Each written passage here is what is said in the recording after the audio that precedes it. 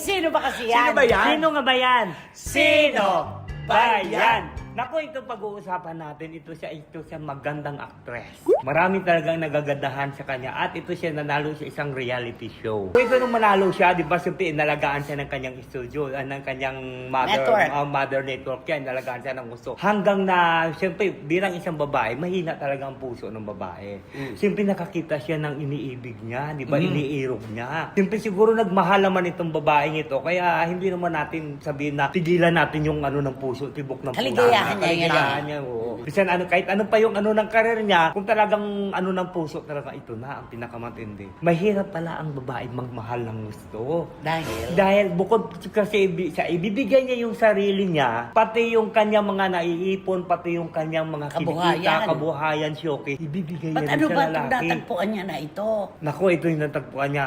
Itong lalaking ito, ano rin to, gwapo din to, tsaka mamahalin naman. Pero ang nakakaloka lang kasi, bakit naman kasi hindi ang lalaki ito hindi maghanap ng trabaho? Bakit kasi umaasa siya doon sa ano, Dapat sa babae? lalaki nagtatrabaho para sa kanilang anak. Dapat ganun ang setup. Nagpakasal to eh. Oo, at nagkaroon sila ng anak. Pero ang problema lang, itong lalaki kasi may mga bisyo din. Ay, ano na, bisyo na nito? hindi mapigil ito. At saka siguro, parang yung ang young actress ito dati, parang yan, siya yung naging financer ng lalaki. Oh.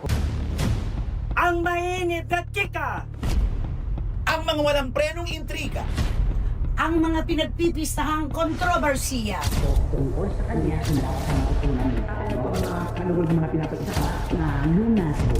Tutok na dito lang sa Showbiz Now!